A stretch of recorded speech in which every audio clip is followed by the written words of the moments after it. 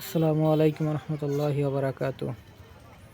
আজকে গিয়েছিলাম খুলনা জোড়াগেট গরু ছাগলের হাটে। আমি, আব্দুর রহমান, জনি সুলতান এবং সাব্বির, আমরা চারজন। গেট থেকে ঢুকে ভিতরে দেখি প্রচুর লোকজন এবং হাসিলগড়ের সামনে অনেক কেনাবেচা হচ্ছে, অনেক গরু বিক্রয় হচ্ছে, অনেক গরু আসতেছে। এরই মধ্যে আমার কাছ থেকে ওরা তিনজন হারাই গেল। আমি ভিতরে ঢুকলাম, ঢুকে নিরাপত্তা ক্যাম্পাসের দিকে ঘোরাঘুরি করতেছি, ওদেরকে পাচ্ছি না। আশেপাশে অনেক গরু বিক্রি হচ্ছে। এই যে একটা সাদা গরু চলে যাচ্ছে, বিক্রি হয়ে গেল কেবল। এটা সম্ভবত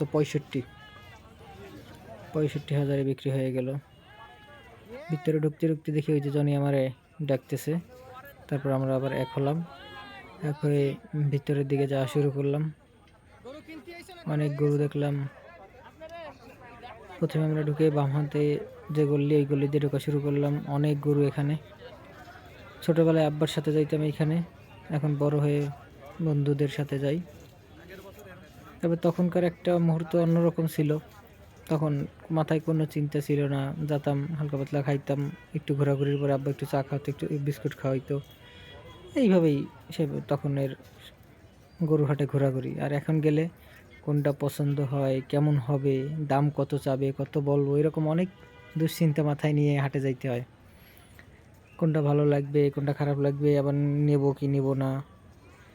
এখন এই অনেক দোটানার মধ্যে এখন আর আগের মতো সেই আমেজ নাই, মনের ভিতরে থাকে না ছোটোবেলায় যেভাবে যাইতাম গরুর হাটে। কারণ সব দায়িত্ব ছিল তো আব্বার উপরে। আমি শুধু যাইতাম, ঘুরতাম ফিরতাম, গরু দেখতাম, ভালো লাগতো। একটু পরে আব্বা বাদাম নিয়ে আসতো, বিস্কুট খেতাম, চা খাইতাম, অনেক রকমের খাবার পাওয়া যাইতো, সেগুলো খাইতাম। এরকম অনেক গরু পাগলামি শুরু করতো, তখন ভয় লাগতো। আব্বা কোলে নিয়ে সরাইতো, সেভ করে আব্বা নিয়ে আসতো। কিন্তু এখন আর সেভ করারও কেউ নাই, নিজের সেফটি নিজেরই দেখতে হবে, সেইভাবেই চলতে হয়।